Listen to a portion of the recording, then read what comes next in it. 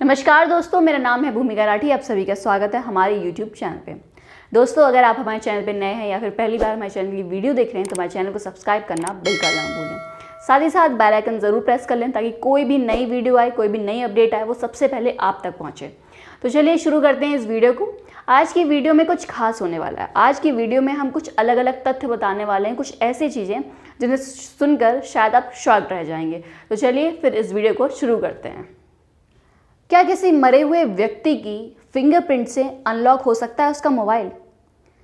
ये बात जानने के लिए देखिएगा इस वीडियो को। इसके पीछे जो राज है वो काफ़ी दिलचस्प है।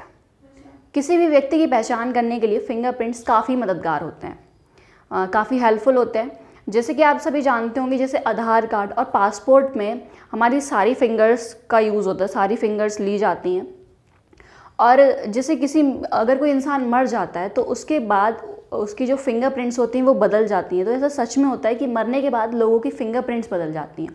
जी हाँ, ये बिल्कुल सच है कि आप किसी भी मरे हुए व्यक्ति की अगर आप फिंगरप्रिंट से अगर उसका फ़ोन खोलते हैं तो उसका फ़ोन नहीं खुलेगा, क्योंकि असल में ऐसा होता है कि मरने के तुरंत बाद उसकी जो इलेक्ट्रिकल कंडक्टेंस होती है हमारी बॉडी की, वो तुरंत ख़त्म हो जाती है। मतलब जैसे ही इंसान मरता है उसके तुरंत बाद इलेक्ट्रिकल कंडक्टेंस तुरंत ख़त्म हो जाता है और जो हमारे सेल्स होते हैं, ह्यूमन सेल्स, वो वर्क करना बिल्कुल ख़त्म कर देते हैं।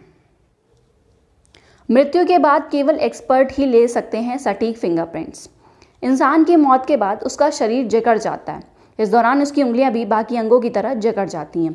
ऐसे में उनके फिंगरप्रिंट्स लेने में काफ़ी जद्दोजहद करनी पड़ती है। हालांकि इस आधुनिक समय में इस समस्या का भी समाधान ढूंढ लिया गया है। लेकिन आपको ये जानना भी ज़रूरी है कि इंसान की मृत्यु के बाद उसके फिंगरप्रिंट्स पहले जैसे विश्वसनीय नहीं रह पाते। जीवित और मृत व्यक्ति के फिंगरप्रिंट में बदलाव हो जाते हैं, जिसका पता सिर्फ फॉरेंसिक एक्सपर्ट या लैब में ही लगाया जा सकता है। फॉरेंसिक एक्सपर्ट को जीवित और मृत व्यक्ति के फिंगरप्रिंट्स पहचानने में ज़्यादा दिक्कत नहीं होती। वे आसानी से इसकी पहचान कर लेते हैं। फॉरेंसिक लैब में एक मृत व्यक्ति के फिंगरप्रिंट लेने के लिए सिलिकॉन पुट्टी का इस्तेमाल किया जाता है। सिलिकॉन पुट्टी पर साफ फिंगरप्रिंट्स आते हैं, जिसकी तस्वीर लेकर इस्तेमाल में लाई जाती है। जैसा कि मैंने पहले बताया था कि किसी मृत व्यक्ति की फिंगरप्रिंट से आप उसका फ़ोन अनलॉक नहीं कर सकते, तो ये बिल्कुल सच है कि मरने के बाद हमारे फिंगरप्रिंट्स, जैसा कि मैंने बताया, कि चेंज हो जाते हैं। वैसे ही जब व्यक्ति की मौत होती है, जैसे हमारे बॉडी में इलेक्ट्रिकल कंडक्टेंस होती है, जिस वजह से हमारा जो फ़ोन है वो सेंसर उसको पहचान लेता है। लेकिन मोबाइल में के सेंसर में इतनी पावर होती है कि वो ये पहचान लेता है कि जो व्यक्ति है वो ज़िंदा है या फिर उसकी मौत हो चुकी है।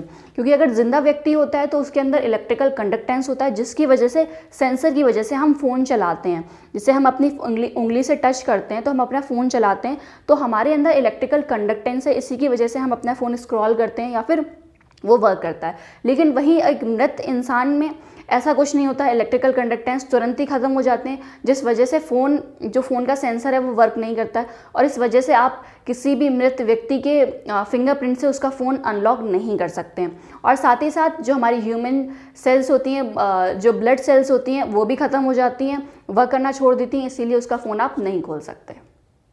रसोई gas cylinder, LPG gas cylinder Bharat के छोटे छोटे और कच्चे घरों तक भी तेज़ी से पहुँच रहा है। रसोई गैस न सिर्फ गृहिणियों के लिए सुविधाजनक है, बल्कि हमारे वातावरण के लिए भी काफ़ी फायदेमंद है। जहां एक तरफ रसोई गैस हमारी कई मुसीबतों को ख़त्म कर चुका है, तो वहीं दूसरी ओर इसके खतरनाक नतीजों की खबरें भी लगातार सामने आती रहती हैं।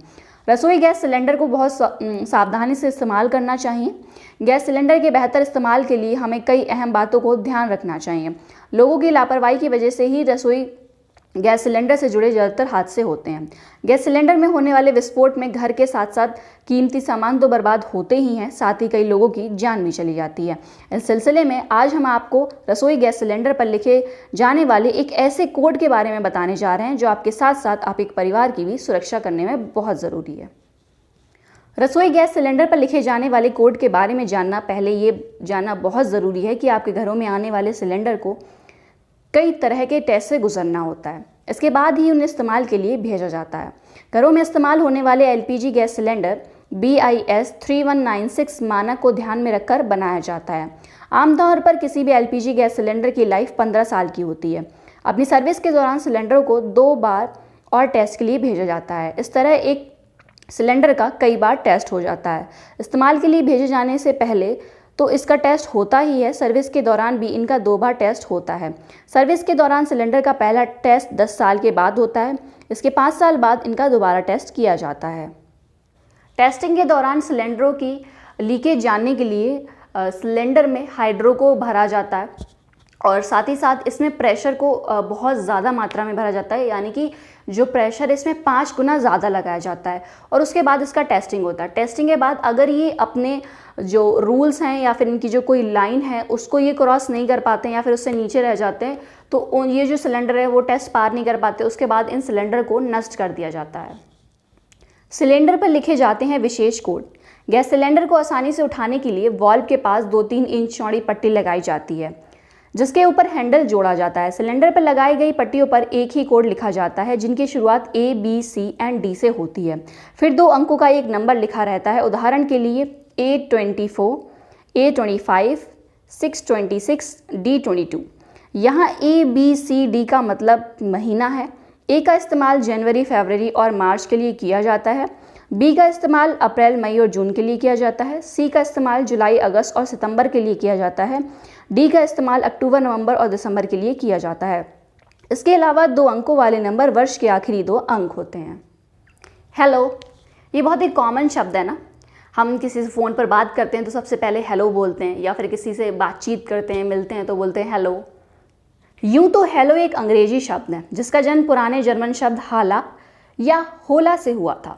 हाला या होला का अर्थ था कैसे हो। हालांकि ये शब्द समय के साथ साथ बदलता गया। ये होला से हालो बना और फिर बाद में हालू बन गया। इसी सिलसिले में ये आगे चलकर हेलो बन गया।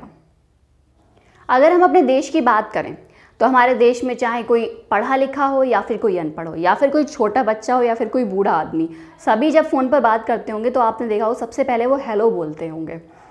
तो कभी आपने ये सोचा कि जो हेलो है, जब भी हम कभी भी फ़ोन पे बात करते हैं तो सबसे पहला वर्ड हम हेलो क्यों बोलते हैं?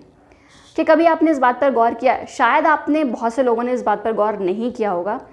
चलिए कोई बात नहीं, आज हम यही बताने वाले हैं कि हमने ये जो शब्द है सबसे पहले हम हेलो ही क्यों बोलते हैं।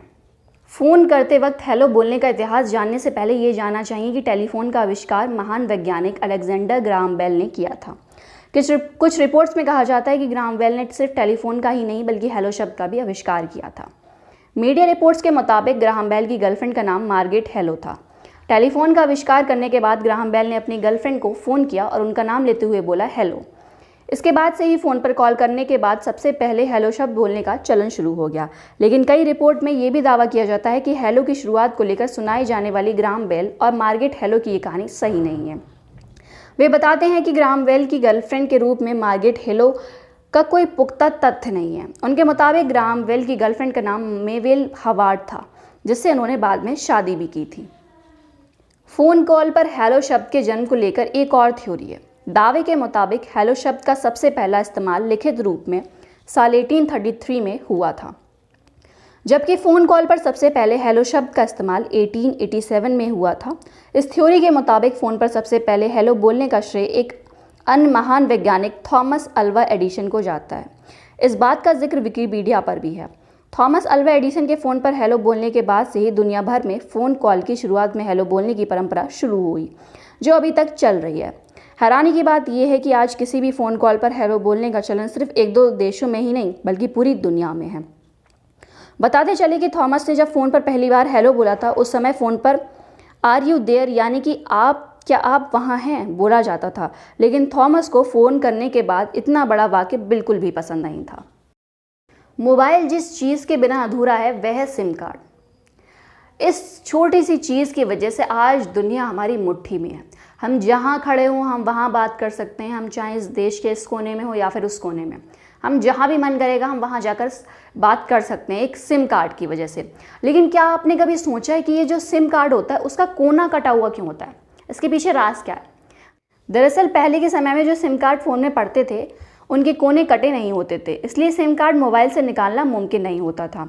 साथ ही पहले लोग जिस कंपनी का सिम लेते थे उसी का इस्तेमाल करते थे, उसी से काम चलाते थे। लेकिन धीरे धीरे टेक्नोलॉजी के साथ चीज़ें बदलती गईं और समस्या के बढ़ने पर सिम में भी बदलाव हुआ। लोगों को होने वाली समस्या को दूर करने के लिए टेलीकॉम कंपनी ने कंपनियों ने सिम के डिज़ाइन में बदलाव करने के बारे में सोचा, क्योंकि सबसे बड़ी दिक्कत यही थी कि लोग ये नहीं समझ पाते थे कि सिम की उल्टी और सीधी साइड कौन सी थी। टेलीकॉम कंपनी ने इस समस्या को दूर करने के लिए सिम के एक हिस्से को काट दिया और साथ ही साथ मोबाइल में भी वो सेटिंग कर दी कि एक साइड कोना कटा हुआ होता था, जिसकी वजह से लोगों को माथापच्ची नहीं करनी पड़ती थी कि कौन सा सीधा साइड है और कौन सा उल्टा साइड है। सीधे डायरेक्ट जाके वो अपनी सिम कार्ड उसमें लगा सकते हैं। तो बस यही रीज़न था सिम के काटने के वजह का। और बढ़ती टेक्नोलॉजी के बाद अब ये भी हो गया है कि अगर हम किसी और की सिम लेते हैं, अगर हम चाहते हैं किसी और कंपनी की सिम, तो हम क्या करते हैं, अपना नंबर पोर्ट करा लेते हैं। नींबू और मिर्च का गुच्छा तो आपने देखा ही होगा। आपने चाहे दुकानों पर देखा हो या फिर आपने किसी के घर में या फिर अपने घर में देखा होगा कि लोग नींबू और मिर्च का गुच्छा लटका कर रखते हैं।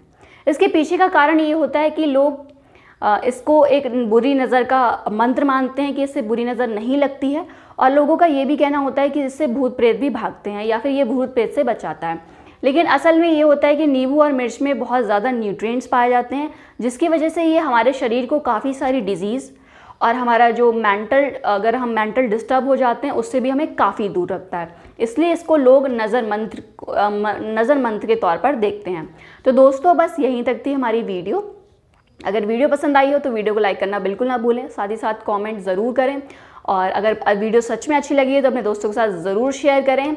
चलिए मिलते हैं अगली वीडियो में, तब तक के लिए धन्यवाद।